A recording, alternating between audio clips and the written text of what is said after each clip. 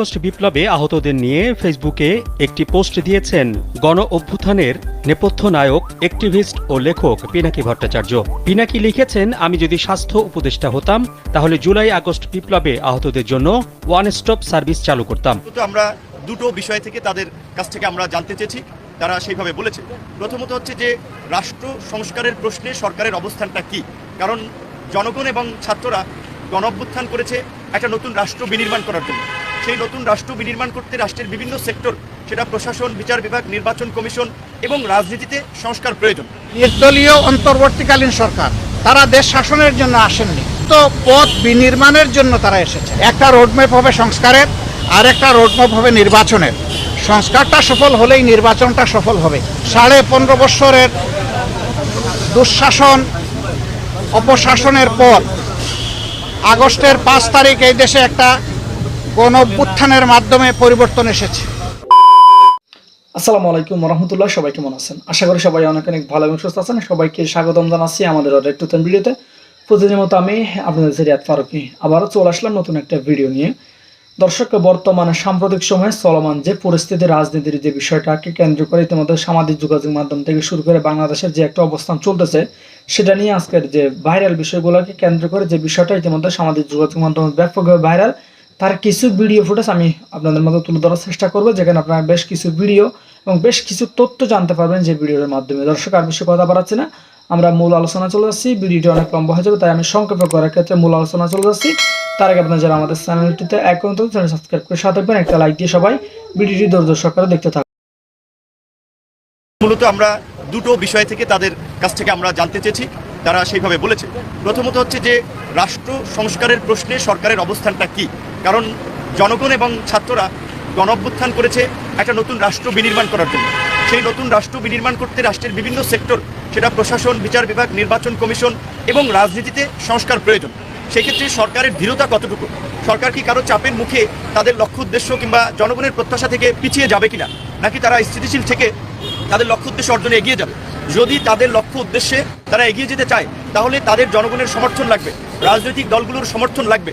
রাষ্ট্র পরিচালনা একটা রাজনীতি, অরাজনৈতিক ব্যক্তিদের নিয়ে শুধুমাত্র সরকার গঠন করে এই রাষ্ট্র সংস্কারের জন্য যে একটা নির্দিষ্ট সময়, সেটা কেউ বলছেন 1 বছর, কেউ বলছেন 6 মাস, কেউ বলছেন 1.5 বছর, কেউ বলছেন 3 বছর। এখন সময়টা যাই হোক না কেন, মোটামুটি 1 বছর প্লাস একটা সময় কিন্তু লাগবে। এই সময়টা যদি সরকার স্থিতিশীলভাবে কাজ করতে চায়, তাহলে তাদের জন্য রাজনৈতিক সহযোগিতা অপরিহার্য।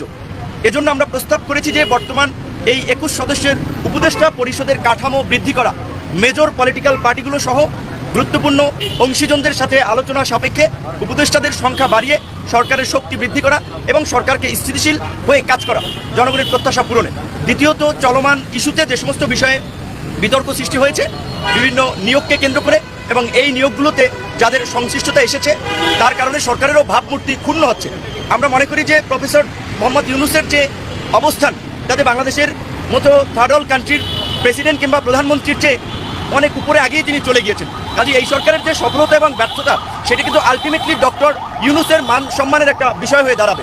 সুতরাং তিনি যদি আমাদের সমাজের সাধারণ সম্পাদক যেটা বলেছেন, তার আশপাশে কিংবা তার সরকারের পক্ষ থেকে বিশেষ করে রাজনৈতিক কোনো ইঙ্গিতপূর্ণ বক্তব্য দেওয়া কিংবা দল গঠনের বক্তব্য আসলে প্রতিষ্ঠিত রাজনৈতিক দলগুলোর মধ্যে একটা সন্দেহ সংশয় তৈরি হবে। এই ধরনের বক্তব্য যেন না আসে, এই বিষয়টি আমরা তার দৃষ্টিতে এনেছি। একই যমুনা স্মার্ট রেফ্রিজারেটর, স্মার্ট লাইফে স্মার্ট রেফ্রিজারেটর।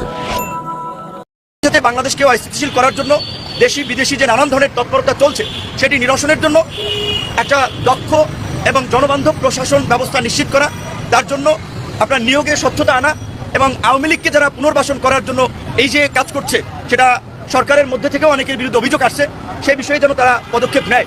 সামনে দুর্গাপূজাকে কেন্দ্র করে আপনারা ইতিমধ্যেই শুনেছেন অনেকের সংখ্যা যে এখানে বিদেশি ইন্ধন এবং দেশের মধ্যে পতিত স্বৈরাচারের দোসররা নানান ধরনের অঘটন ঘটাতে পারে। তাই সরকারের পক্ষ থেকে আমাদেরকে এই বিষয়ে সহযোগিতা করার জন্য, সজাগ থাকার জন্য বলা হয়েছে। আমরা পুরো দেশবাসীকে বলবো, এই দেশে বিগত 53 বছর ধরে হিন্দু, মুসলিম, বৌদ্ধ, খ্রিস্টান সবাই মিলেমিশে শান্তি সম্প্রীতির সাথে বাস করেছে। হঠাৎ করে যে সংখ্যালঘু কিংবা হিন্দু নির্যাতনের যে গল্প রচনা করা হচ্ছে, এটা পেইড গল্প, বাংলাদেশকে একটা সাম্প্রদায়িক রাষ্ট্র হিসেবে দেখানোর জন্য। আবার কেউ কেউ কোনো কালো পতাকা কিংবা বিভিন্নভাবে একটা উগ্রপন্থার অবস্থান দেখানোর চেষ্টা করছে। এটা বাংলাদেশের জন্য একটা অতীব জরুরি একটা বিষয়। এই বিষয়গুলোতে সবাই যার যার জায়গা থেকে খেয়াল রাখবেন এবং বিশেষ করে সংখ্যালঘুদের মধ্যে দেখেন বৌদ্ধ, খ্রিস্টান, অন্যান্য ধর্মের মানুষের এত উদ্বেগ নাই যেটা কিছু হিন্দু নেতারা দেখাচ্ছেন।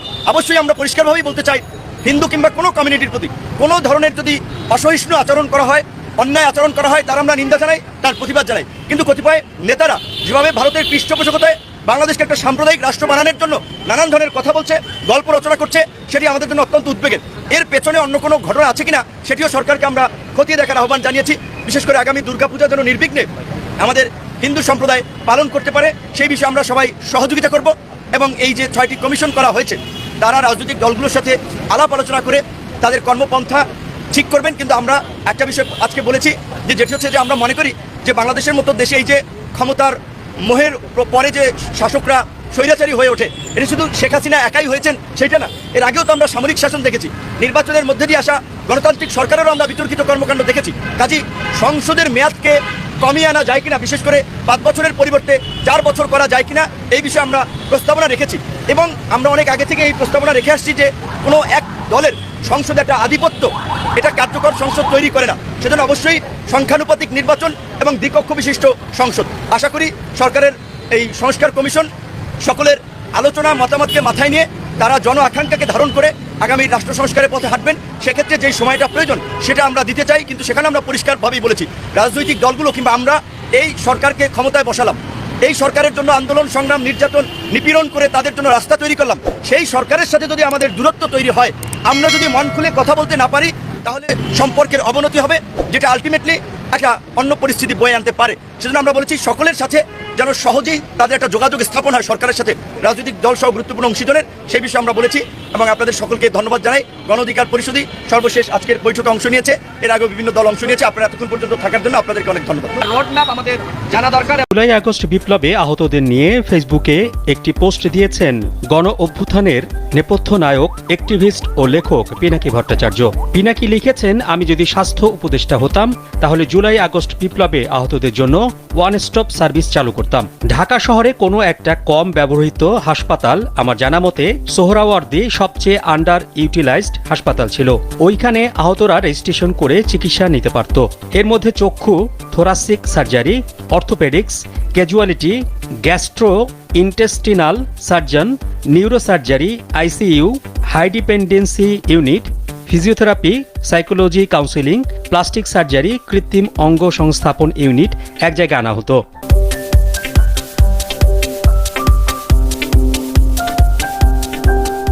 হাসপাতাল ক্যাটারিংয়ের দায়িত্ব দেয়া হতো স্টার রেস্টুরেন্টকে এবং হাউসকিপিংয়ের দায়িত্ব পূর্বাণী হোটেলকে। বাংলাদেশের সেরা ডাক্তারদের, সেরা নার্সদের পোস্টিং করা হতো। যাদের বাংলাদেশে চিকিৎসা সম্ভব না তাদের বিদেশে পাঠাতাম, বিশেষ করে মালয়েশিয়া। টাকার বিনিময়ে কিছু ভালো ডাক্তার কিউবা থেকে আনার ব্যবস্থা করা হতো। আহতদের প্রত্যেককে ফ্রি হাই স্পিড ওয়াইফাই সুবিধার টিভি ও ল্যাপটপ দেওয়া হতো। আশেপাশে বাসা ভাড়া নিয়ে গেস্ট হাউস বানানো হতো, যেখানে আহতদের পরিবারের 2 জন সদস্যকে ফ্রি থাকা খাওয়ার সুবিধা রাখা হতো। একটা পুনর্বাসন ইউনিট করে বিজনেস গ্রাজুয়েট দিয়ে আহতদের পুনর্বাসনের পরিকল্পনা ও বাজেট করা হতো। এই বাজেট অন্তর্বর্তী সরকারের কাছ থেকে নয়, দেশের ব্যবসায়ীদের থেকে নেওয়া হতো বলে পোস্টে উল্লেখ করেন। এই সরকার একটা নির্দলীয় অন্তর্বর্তীকালীন সরকার, তারা দেশ শাসনের জন্য আসেননি, তো পথ বিনির্মাণের জন্য তারা এসেছে। একটা রোডম্যাপ হবে সংস্কারের, আর একটা রোডম্যাপ হবে নির্বাচনের। সংস্কারটা সফল হলেই নির্বাচনটা সফল হবে। 15.5 বছরের দুঃশাসন, অপশাসনের পর আগস্টের 5 তারিখ এই দেশে একটা গণ অভ্যুত্থানের মাধ্যমে পরিবর্তন এসেছে।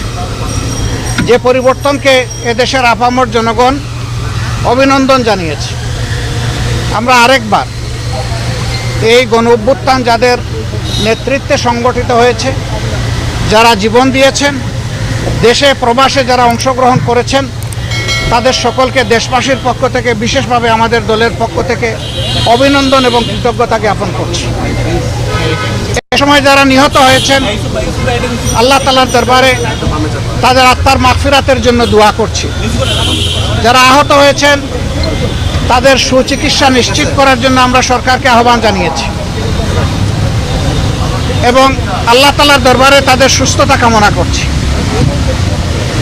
প্রিয় সাংবাদিক বন্ধুগণ, আপনারা জাতির বিবেক আর মিডিয়া জাতির দর্পণ, কিন্তু 15.5 বছর বিভিন্ন কারণে অনেকে তার বিবেক অনুযায়ী কাজ করতে পারেননি। অনেক ক্ষেত্রে বাধ্য করা হয়েছে সমাজকে বিভ্রান্ত করার জন্য, সরকারকে অবৈধ সুবিধা দেওয়ার জন্য মিথ্যা বানায়ট বিভিন্ন সংবাদ পরিবেশনের, যার সবচেয়ে ওয়ার্স সাফারার বা ক্ষতিগ্রস্ত পক্ষ হচ্ছে বাংলাদেশ জামাত ইসলামী। কিন্তু আমরা অতীত নিয়ে ঘাটতে চাই না। আমরা দেশবাসীকে সাথে নিয়ে সকলের সহযোগিতায় দেশটা সামনের দিকে আগাক, সেই জায়গাটাই আমরা অবদান রাখতে চাচ্ছি। এই জন্য অতীতে যা হয়েছে আমরা পিছনে ফেলে দিলাম। তবে যারা সুনির্দিষ্ট অভিযোগে অভিযুক্ত, যারা মানুষ খুন করেছেন, গুম করেছেন, লুণ্ঠন করেছেন, দেশের সম্পদ বিদেশে পাচার করেছেন, আয়নাঘর তৈরি করেছেন, দিবারাত্র মানুষের উপর ত্রাসের রাজত্ব কায়েম করেছেন, তাদের বিচার, তাদের উপরে ন্যায় বিচার নিশ্চিত হোক, এটা আমরা দাবি করি। আমাদের উপর যেমন জুলুম করা হয়েছে, তাদের কারো উপর জুলুম করা হোক, সেটাও আমরা চাই না। আমরা চাই যে ন্যায় বিচারের মাধ্যমে সবাই যেন তার অপরাধের সঠিক পাওনাটা বুঝে থাকে। আমরা আজকে এসেছিলাম দেশের প্রয়োজনে, জাতির প্রয়োজনে। এই সরকার একটা নির্দলীয় অন্তর্বর্তীকালীন সরকার। তারা দেশ শাসনের জন্য আসেননি, দেশ শাসনের সুস্থ পথ বিনির্মাণের জন্য তারা এসেছেন।